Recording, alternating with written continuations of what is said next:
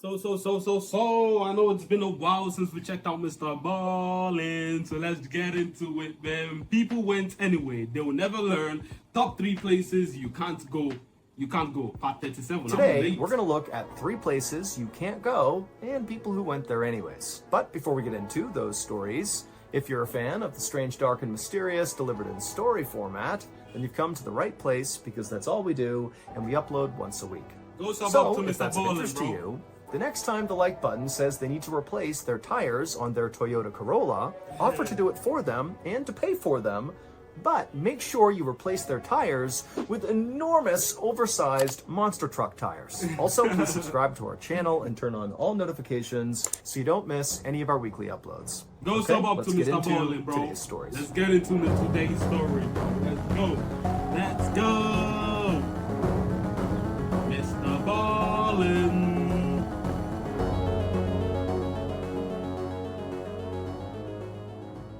On the evening of March 22nd, 1994, a 40-year-old, very experienced airline pilot named Andrei Danilov walked into the cockpit of a huge airplane that he was about to fly out of Moscow. Once he was in the cockpit, he said hello to the 2 other pilots he'd be flying with that night, and then Andrei took a seat in the captain's chair. Now, this flight tonight was going to be a very routine 13-hour trip to Hong Kong, something Andrei and these other 2 pilots had done many times before. But this night, Andrei was totally dreading this trip because one of the pilots he'd be flying with that night was a guy that Andrei just could not stand. His name was Yaroslav Kudrinsky, and he was going to be the relief pilot that night. So Andrei is the captain and the primary pilot. He has a co-pilot or first officer who sits right next to him, and then behind those 2 would be Yaroslav, the relief pilot, who basically is just there in case the captain or first officer needed a break. And so basically, Andrei was going to be forced to interact with Yaroslav all night long. And so as passengers made their way onto the plane, and as Andrei went through his pre-check procedures to get ready for this flight, Yaroslav just started yapping away about how amazing he was and what a great dad he was because he brought his kids on this flight. You know, they hadn't done a big international flight before, and so he was letting them fly with him that night. And then also Yaroslav began talking about this big surprise he had for his kids that was really going to show what an incredible father he really was. Now, Andrei and the first officer were listening to Yaroslav, but they were basically just completely ignoring him. They're not responding to him, they're not feeding into what he's saying, but Yaroslav didn't care. He just kept on rambling on and on and on about how amazing he was. And so finally, Andrei got clearance to take off, and so even though Yaroslav was totally annoying him, he was able to take off, and they went up to their cruising altitude, and they began making their way towards Hong Kong. And the whole time, Yaroslav's just going on and on and on. And finally, 5 hours into this trip, Yaroslav is still just going on and on and on. How do you, what? Who talks continuously for 5 hours? Bruh, if I was the captain or the relief pilot, I'd say shut up for crying out loud, bro. You've been going, I'm not that interested. I've lived, but I do not have that much stuff to talk about myself for 5 hours for. What is he talking about? And Andrei has just had it. He cannot stand to be around this guy anymore. And so finally, Andrei turned around and just cut off Yaroslav, who was mid-sentence about some anecdote about how strong his son was and what a talented wrestler he was. And so Andrei just cuts him off and is like, Yaroslav, take over. I'm taking a break. I'm going to go sleep for a bit. And so Yaroslav would stop what he was doing. He would stand up, he would take his seat in the captain's chair, and he would take over flying the plane. And so Andrei got up, he left the cockpit, he went to the very back of the plane in the main cabin to this row of seats that was reserved for him and the other pilots. And he got in there and he laid down and he closed his eyes. But just a couple of minutes after closing his eyes, Andrei began to feel the plane begin to bank hard to one side. Now, Andrei couldn't really remember if this was the time they were supposed to be turning or not, but it just felt like this turn was more aggressive than anything he anticipated at any point in this journey. But Andre knew this plane was brand new, and so if there were any kind of minor mistakes that Yaroslav was making flying the plane, well, the autopilot feature, which was state-of-the-art in this plane, would easily correct those small errors and keep the plane going towards its destination. And so, even though, again, they're still in this pretty sharp turn here, Andre just closed his eyes again and tried to go to sleep. But a couple of minutes later, they were still banking, and in fact, the bank was starting to get even more aggressive, to the point where Andre opened his eyes and he's thinking to himself, what is Yaroslav doing up there? Like, we're basically going in a circle at this point. We're spiraling midair. And so right as Andre was about to get up and go see what the heck was going on, the plane began to shake really violently, and suddenly Andre realized, oh my goodness, the plane could be stalling right now. There could be a real issue in the cockpit, and this is not some minor error. And so as passengers on the plane are starting to sense that something could be wrong here, I mean, the plane is like hard to the side and shaking, so people are starting to scream and cry, people are nervous. And so Andre, he begins to stand up to go to the cockpit when suddenly the plane goes from just shaking and banking to basically rolling completely on. Stop praying. Well, what do you want to do? There's nothing I can do. I don't know how to fly a plane, so I cannot say the pilots do this, the pilots do that. I just start praying, because what do you mean the plane is turning round and round in the air? We are in the air, bro. We are in the, I can't leave that plane. So my life is in the pilot's hand and God, of course. But like, what? I'll start praying, because I only trust God in that situation. What? On its side. So all the windows are now on the ground and everybody's on their side. Andre knew he could not go to the cockpit. There was no way to do that. And Bro, so all he could do was just hold on to his seat. Bro, if he wanted to, he would, man. Type shit. Like, bro, you climb stuff, you hold things, you move. Like, bro, you can climb the chairs, you can grab onto stuff you're not supposed to grab on, the doors, the handles, stuff, random stuff, and you get to the cockpit. I don't know why he was sitting there. Sitting there won't solve this situation. It won't solve this problem. There's something obviously wrong in the cockpit. There's no way you say, but like, bro, maybe truly, he couldn't get to it. But all the action movies I've seen, you could definitely get to it if you wanted to. And pray they got out of this. And then just as quickly as all this started, it stopped. The plane kind of went back to level, it stopped shaking, and then Andre heard the sound of the twin engines out on the wings roar as if the plane was kind of getting back up to speed, and for a second, it seemed like everything was okay. And so Andre, sensing that this was his chance to get back to the cockpit and frankly just reassume command, because whatever was going on in there, it was not okay. And so Andre, he got up and began running down the aisle to get to the cockpit. But right as he was about to grab the door, the plane suddenly tilted upward and they began rocketing up into the sky, so strong that Andre was pinned to the carpet. And so for a couple of seconds, Andre couldn't do anything, but then he began to hear the sound of the actual frame of the plane beginning to crack from all the pressure of accelerating so quickly up into the sky. Oh my God. That, what is his name? That is Russian boy, Ruckus Johnson Slash, or whatever. You are not in a jet. You are not in a rocket. You're not going to space. What is this movement of round, and then you're spinning round, and now you're going up? Look. I don't want to even imagine what the passengers are feeling right now. Because the captain is like, I have to do this, I have to do. The passengers are like, oh my God, what the hell is going on right now? What the hell is going on right now? What the hell is going on right now? Oh my days, it's crazy. And so with all of his strength, Andre reached up, he's on his hands and knees, and he grabs the door handle to the cockpit, and he opens it up, and the second he looks into the cockpit, he would have known exactly what was wrong. It would turn out Yaroslav's big surprise for his kids, that he promised Andre and the first officer would demonstrate what an amazing father he was that he was going to let his kids fly the plane.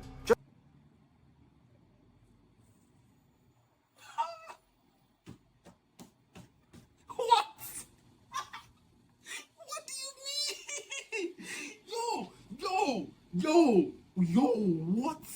Just for a second, but these are untrained children that have no idea how to fly a plane. And so how did they even get into the cockpit? I thought there were 3 people in there.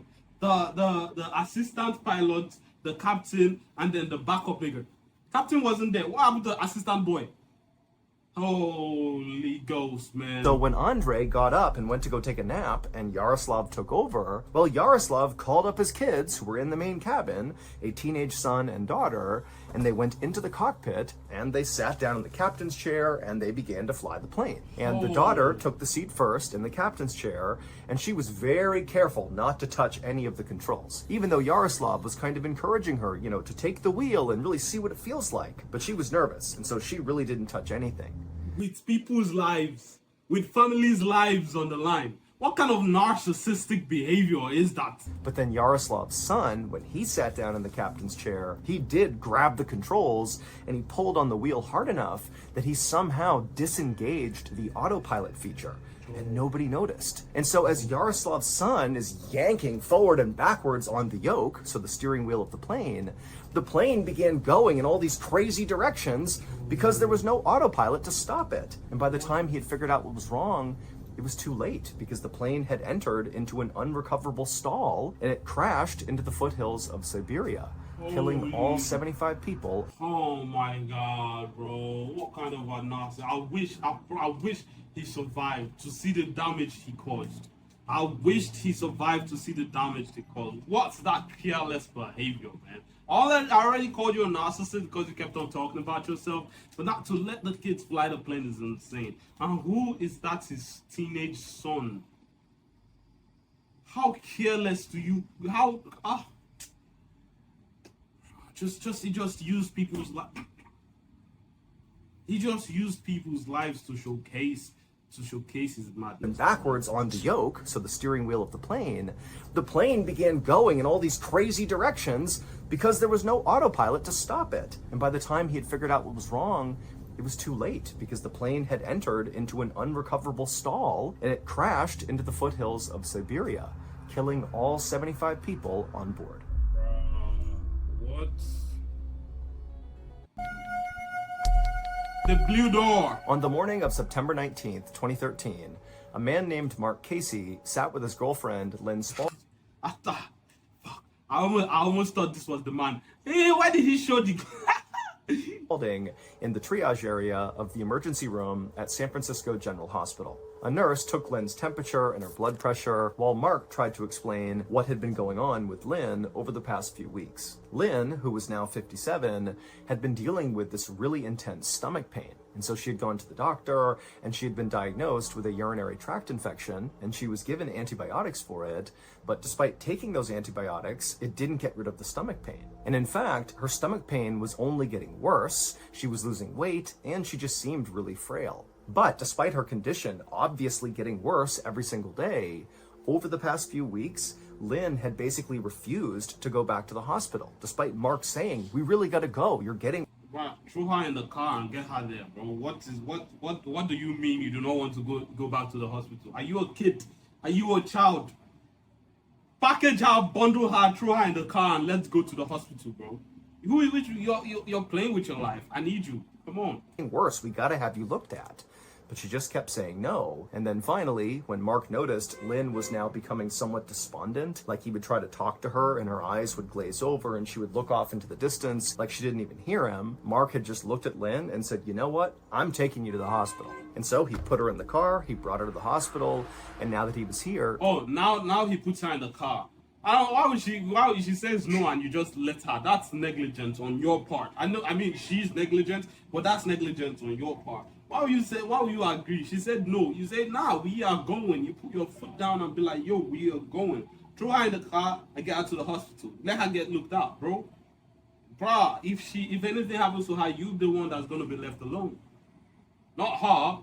She'll be in peace. She'll be at peace. Becoming somewhat despondent, like he would try to talk to her and her eyes would glaze over and she would look off into the distance like she didn't even hear him. Mark had just looked at Lynn and said, "You know what? I'm taking you to the hospital." And so he put her in the car, he brought her to the hospital, and now that he was here, he had to explain what was going on because Lynn was still despondent, just kind of staring off into space and very likely having no idea what was going on.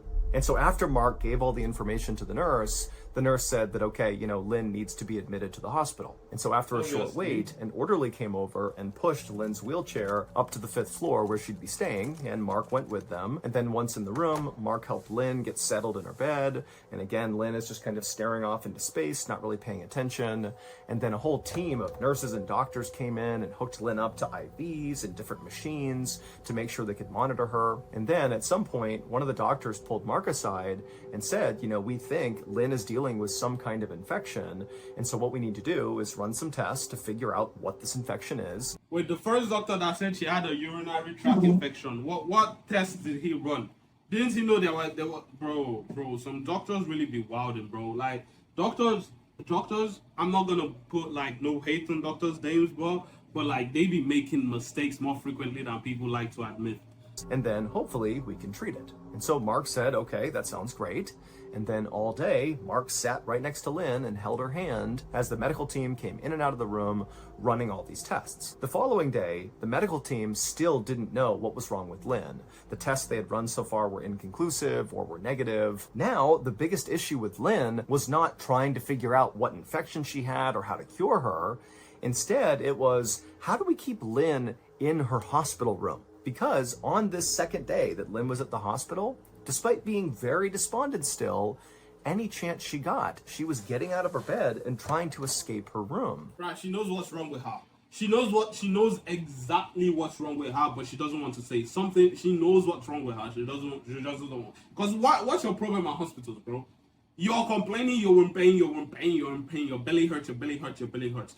We are trying to figure out why, to stop it. But for some weird reason, you keep running out of the hospital room. Why? You get me? Like, why? And so the medical team, they kept having to go find her and bring her back to her room. And they tried to explain to her, like, Lynn, you're sick. That's why you're here. You need to stay in your room. But Lynn clearly was just not getting it. She was just not there. And she would just say to the team, I want to go home. I just want to go home. I want to go home. And they would say, well, Lynn, you got to get better first, and then you can go home. Now, Mark, like the medical staff, was also concerned about Lynn's behavior. It was not safe for her to get up and flee her hospital room. But Mark kind of secretly thought, maybe this is a good sign, because the day before, Lynn couldn't even walk on her own. And now today, she's walking around on her own, trying to escape the hospital, which is bad. But, she's ambulatory. That's going to be a good sign. And also, Mark was thinking that because Lynn was fleeing her room over and over again... Bro, I don't like where this story is going. If Mark lets her go home, don't piss me off, man. If Mark lets her go home, what kind of negligent boyfriend is that? How will you let her go? She's not feeling better. That's going to be a good sign. And also, Mark was thinking that because Lynn was fleeing her room over and over again, she's going to get even better medical care because the staff has to be super focused on her. And so Mark was feeling kind of optimistic that Lynn was on the road to recovery. The next morning, so now Lynn has been at the hospital for 2 days at this point, a nurse went into Lynn's room to check on her at about 10:15 a.m., and she walked up to Lynn, who was in her bed, and Lynn immediately told the nurse that she wanted to go home, and the nurse said, sorry, Lynn, we still don't know what's wrong with you. You got to stay here for now. But again, it was pretty clear Lynn did not understand what the nurse was saying. And so Lynn was not agitated. She was laying in bed and did not appear to, want to flee the room anytime soon. And so the nurse took Lynn's vitals. They were all basically normal. And then the nurse wrote down on Lynn's chart that her condition as of this moment was fair. And then the nurse left the room. And once this nurse was gone, Lynn laid in bed for a second. And then when nobody else came in the room, she ran away. She sat up, she hopped off the bed, and she took off her hospital gown. She pulled out all the cords and wires that were on her. Then she put on her jeans, her boots, her jacket. Aren't they supposed to send an alarm? Like, if they pull it out, that means the machine would assume she's flatlining, so it's supposed to send an alarm. What kind of a hospital is this? She pulled out all the cords and wires that were on her. Then she put on her jeans, her boots, her jacket. She grabbed her purse off the table, and she walked out the door.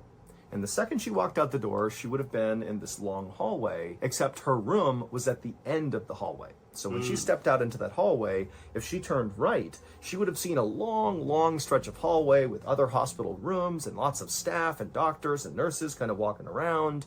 But to her left, it would have been a dead end with a single blue door with a green exit sign over the top of it. And so Lynn, she steps into the hallway. Bro, what kind of a hospital is this? Why did they keep the person, the patient that has been trying to escape for days?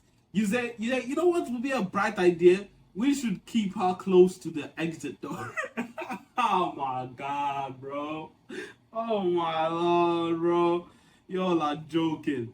Just kind of walking around, but to her left, it would have been a dead end with a single blue door with a green exit sign over the top of it. And so Lynn, she steps into the hallway, she looks down the long side to the right, then she looks to the left, she sees the blue door, and she goes to the blue door, she opens it up, and she disappears inside. Do you know what's hiding in your business's data? Companies of all sizes use BigQuery to uncover new insights. When the nurse came back to Lynn's room and saw she wasn't there, she reported Lynn missing. Now, remember, the hospital was well aware of the fact that Lynn had been trying to escape for the past... And they didn't put any security. They kept her near the exit door. Why didn't the machine send out an alarm? So if a normal patient here that is not trying to escape flatlined, nobody would know. State-of-the-art medical facility. Past 48 hours. And so nobody was really shocked by that. Lynn, she reported Lynn missing. Now, remember, the hospital was well aware of the fact that Lynn had been trying to escape for the past 48 hours. And so nobody was really shocked by this. In fact, the hospital, their first move was to contact Mark, who had actually gone home the night before to get some real sleep and to take a shower. And so they contacted Mark and they said, hey, Lynn's not here. Is she with you? And Mark was like, no, I'm home. She's not here. I have not seen her. I haven't talked to her. I have no idea where she is. And so the hospital at this point began this huge search in their building, just checking the entire property for Lynn, but there was no trace of her. And so the police were contacted and they launched a search both of the hospital grounds and also of the surrounding areas. And they too could not find a trace of Lynn. It was like Lynn just vanished into thin air. That is, until October 8th, 2013, so 17 days after Lynn had strolled through that blue exit door. On that day, October 8th, a hospital maintenance worker was walking down the long hallway in the hospital, not on the 5th floor where Lynn was staying, but one floor below, so on the 4th floor. And he's walking down this long hallway in the direction of the dead end side, so the same side that Lynn was on where her room was, but again, one floor above. And the maintenance worker, he walks all the way to the end of this hallway on the 4th floor, and he arrives in front of the blue door with the green exit sign above it. Again, this is below where Lynn was, but it looks the same. And the maintenance worker, he opened up the door, and when he looked out of the 4th floor door, he just froze, because what he was looking at just seemed impossible. And then he had this urge to scream, but he knew there were all these patients and kids and doctors and stuff in the hallway behind him, and he didn't want to scare anyone. And so very quietly, he reached down and grabbed his radio, and he called for help. In order to explain what happened next, you need to look at this picture. So in this picture, on the right-hand side, you see there are two outdoor landings with people on them. The one on top is the 5th floor landing, and the one below it, with a single person on it, is the 4th floor landing. Okay. And to get onto these outdoor landings, you have to walk through those blue exit doors at the end of those hallways. These blue doors are emergency exits. And so when you go out these blue doors, once they shut, they lock automatically. But now you're out on this outdoor landing, and immediately to your right, although you can't see it in this picture, there is actually another door that leads to this enclosed stairwell that will bring you all the way to the ground floor, where there's another door that's unlocked that will bring you out to safety. And so again, you walk out one of those blue doors, you're on this landing, you can turn, open up another door, you're in the stairwell, and you can evacuate. So, in theory, if you were a person that really wanted to escape this hospital, like Lynn did, going out one of these blue door emergency exits was a great idea. It would bring you to the ground. I'm still surprised how I'm going to go on a limb. I guess she never made it out the building, which if she didn't, then I'm coming for those police officers, bro. Let's wait and see. But like, once you get out the exit sign, everything is smooth sailing after that, bro. But how did she get up on top of the floor she was originally? So she went upstairs. This is a way to escape the hospital. But remember, Lynn was totally confused. Mentally, she was just not there because of whatever illness was affecting her. And so when she walked out that door, she arrived on the 5th floor landing and the door shut behind her and it locked. And the theory is, as soon as Lynn got out there, maybe she had some second thoughts and wanted to go back into the hospital.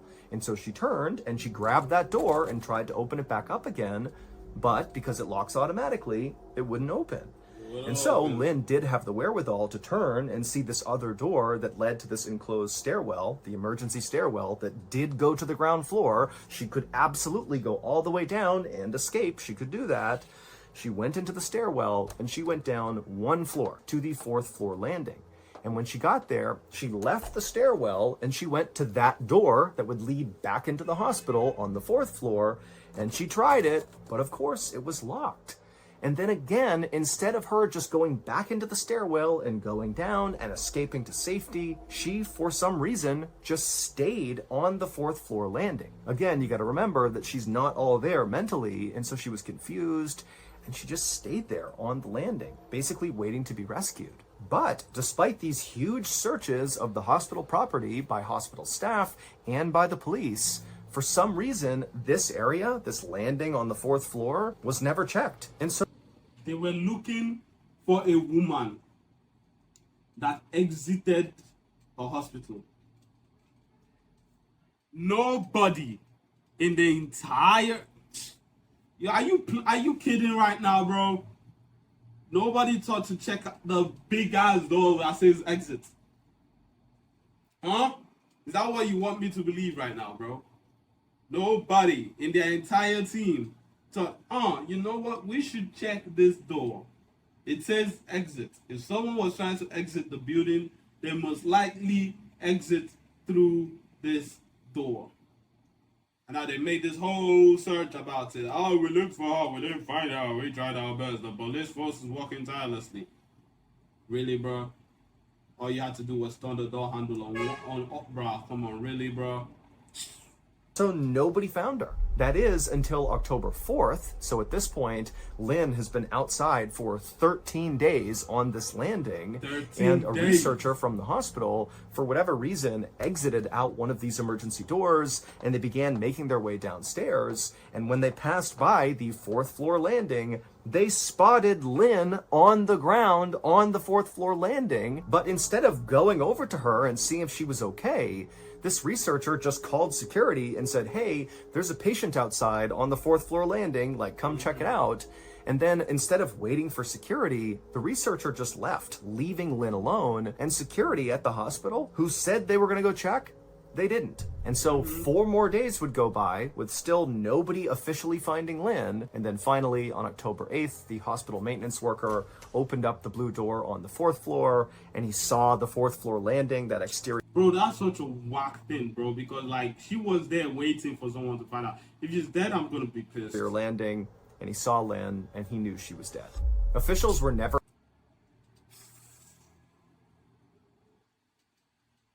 How do you have a police force that cannot... You're looking for someone in a building. Shouldn't you turn it upside down? Shouldn't you turn it upside down? But no. You looked at some places and left some places. Too focused on... Were able to determine when Lynn died, so it's not clear how long she was alive out on that landing. But it is possible she could have been alive when that researcher found her, but obviously help didn't come in time. Ultimately, Lynn's family would sue the city and the hospital, and they would be awarded $3 million.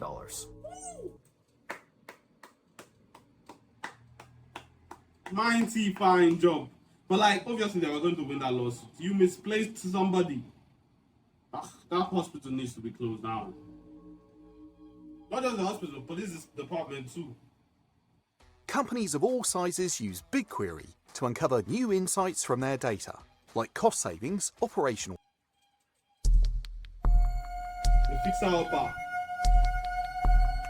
On May 28th, 1986, a Florida real estate agent named Marguerite Welty walked up to the front door of this little white stucco home sitting right on the edge of Lake Placid in Florida. Marguerite pulled out a key from her pocket, she unlocked the door, opened it up, and then she turned around, and standing right in front of her were her clients, this young couple named Lois and Richard Goodman, who were thinking about buying a vacation home. And so this was one of the homes they were checking out. And so Marguerite smiled at her clients and gestured for them to come inside. The house sat at the end of a quiet, shady street lined with huge trees and other small vacation homes. And a lot of these vacation homes were perfectly manicured and beautiful. But the house they were touring today was not. It was unmaintained and overgrown. The paint was chipped and fading. It just looked bad because the owner of this property at one time had used this house as their vacation home, but lately they had just kind of stopped coming out here. And so they really never came out to check on the property. And so it definitely had the look of an I want to see how much they would sell it for. abandoned property. And now the owner didn't even know if they could fix it anymore, and so they decided they would just sell it and let somebody else deal with it. And so Marguerite led Richard and Lois into the house, and she brought them right into the carpeted living room. And the house was very musky and dark. All the windows were shut and all the blinds were drawn. And so Marguerite kind of instinctively walked over to the windows and began opening up the curtains and opening up the blinds, letting sunlight into the house. And so as this room is suddenly being lit up by the sunlight, behind her, Marguerite hears Lois and Richard start to laugh at something. And so Marguerite turned around to see what was so funny. And when she saw what Lois and Richard were laughing at, Marguerite did not think it was very funny. In fact, she thought the fact that they were laughing right now was kind of rude, especially when you considered what this couple had asked of Marguerite. They had come to Marguerite and said, hey, we want to buy a vacation home. It needs to be perfect. It needs to be on the water. It needs to have this and this and this. But we have a tiny budget. Go find us homes. And so Marguerite had really struggled to find vacation homes that were in their budget, but then she had found this diamond in the rough, this house on the coast of Lake Placid. It had 3 bedrooms, 2 bathrooms, it had a garage, direct access to the water, it even had a boat dock. I mean, this house was perfect. Now, of course, this house had obvious downsides, like the fact that it was clearly a fixer-upper. I mean, anybody who bought this home would have to put a lot of work into just making it livable again. And then also, there was a distinct weird vibe about the property itself. Because the owner was never there, they had covered all the furniture inside of this home with white sheets, which kind of gave... Get everything on board, but I'm curious, where is this story headed, bro? Oh my god, this one has like the longest setup ever. But what I want to say, buying houses will get you this. That's number one. Number two, how much do you think it costs to fix a house? I'm asking the American people on my shop, man. Gave it a sort of haunted house vibe. And then also there was virtually nothing of value inside of this home because again, the owner was like never here. Okay. But for some reason, there was this super intense security system on the house. I mean, there was cameras everywhere and the windows had metal bars over them. And so the aesthetic inside and outside this house was not a good one.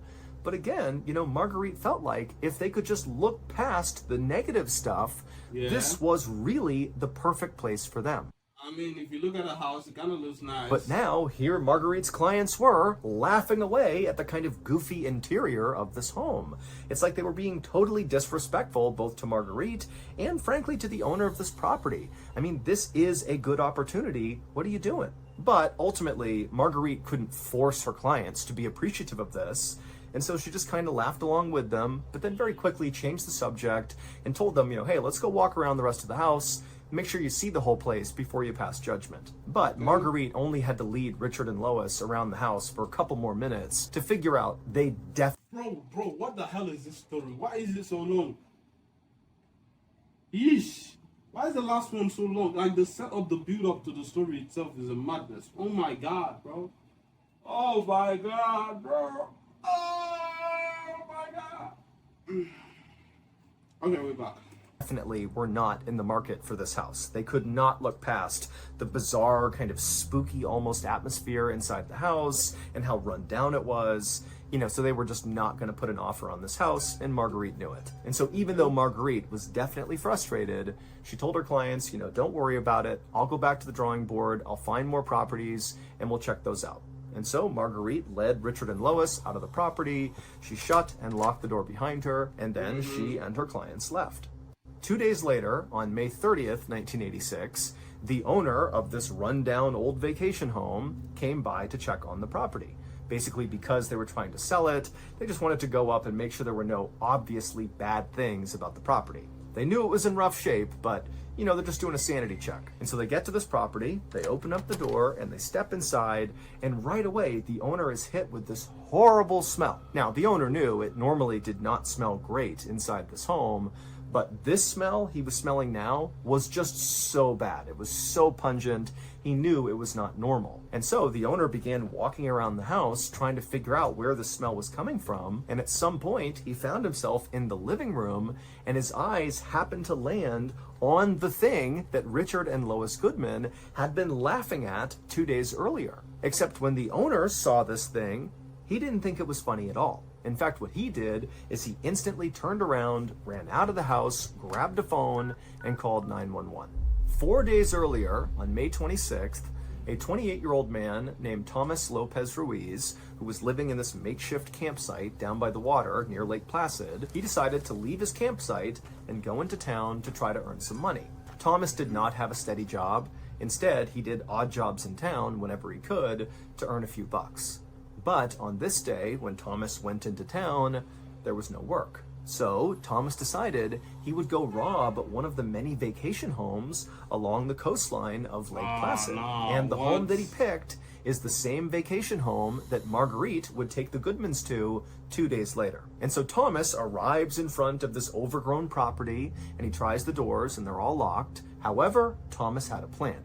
Thomas was a pretty small guy. He was about 5 foot 2 inches tall, only weighed about 140 pounds. And so he figured he could just slip through the chimney. That's how he could break into the house. And at first it went great. He slipped in no problem. And before long, he was making his way down towards the inside of the house. But what Thomas realized as he went down the chimney is the chimney was not perfectly straight up and down. Instead, it was sort of tapered, where at the top it was wide, but the deeper you got, so the farther down you went in the chimney, the narrower the inside of the chimney got. And so when Thomas was almost all the way down the chimney, he got stuck. He could not get the rest of the way down, but where he got stuck, he couldn't grab the top of the chimney. He couldn't pull himself out.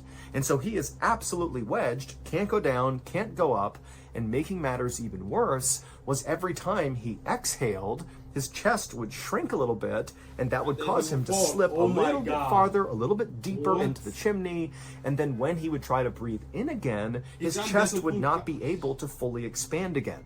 And so basically, every second that went by, Thomas was sinking lower and lower and lower by little bits, making it harder and harder and harder to breathe. Bro, that's what they were laughing at. Why didn't they help? Oh my God, man, that seems like the worst way to go. And you got to figure that he was screaming for help, which again was causing him to breathe a bunch, causing him to sink even farther. And so it would have made breathing extremely difficult. And so Thomas is like in this absolute claustrophobic nightmare. And without outside help, he had no chance of survival. 2 days later, Marguerite Welty brought the Goodmans into that property, and she would open up the blinds, and sunlight would come into the living room, and Marguerite would hear Lois and Richard laughing at something, and she would turn around, and she would see they were pointing at the fireplace, and visible in this fireplace were 2 legs dangling down inside the chimney. They were not so far down that they were touching the ground. They were just kind of suspended in the air. And Lois and Richard, based on the way the house looked already, the kind of spooky vibe, there's white sheets over all the furniture, there are these bars on all the windows, everything is dark and dirty and kind of gross. Like there's this haunted house vibe to this place, and they're thinking, this must be a Halloween decoration or some sort of prank, a mannequin kind of jammed up into the chimney, maybe to look like a robber breaking into your house or something, that the owner never took down, because clearly the owner stopped taking care of this property, and so it kind of makes sense that these decorations would be left out. And so Lois and Richard are laughing at this Halloween decoration, and Marguerite, she looks at the legs too, and also thinks they're just some Halloween decoration, doesn't think anything of it. And so finally, they end up leaving, and that was it. But, as I'm sure you all have guessed, of course those legs were not mannequin legs. Those were Thomas's legs. And in fact, the creepiest part about this is Thomas may have been alive during the house tour. The autopsy showed he actually did not die of asphyxiation, so he didn't suffocate. He died from dehydration, which takes about 2 days, and this house tour was about 2 days in. And the day prior to the house tour, a neighbor had been outside and they thought they heard someone yelling inside of the property, but for some reason, the neighbor just didn't do anything about it. And so there's a pretty good chance Thomas was barely alive as they were touring the house. But, by the time the owner came back 2 days later and smelled that horrible smell, Thomas had passed away, and that smell was the smell of his body decomposing. Also, just to close the loop on this, it's not clear why the homeowner had that really aggressive security system with the bars on the windows. He just did. On the morning of May 26, 1990, Marlene Warren was at home inside of her beautiful mansion in Florida when she heard a knock on the front door. Marlene was busy and was hoping that her adult son might go answer the door, but when she looked with the bars, Thomas was barely alive as they were touring the house.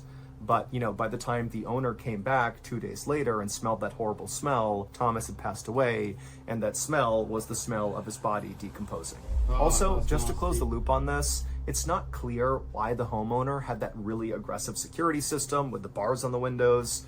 He just did. That was nasty, bro. Oh my God. On the morning of May... Mr. Ballin, that was a long video, but the last one was kind of whack. I got so bored of it. Can't lie, the last one was a lot to take in. Woo! I slept. I'm not gonna lie, I slept, man. I'm gone.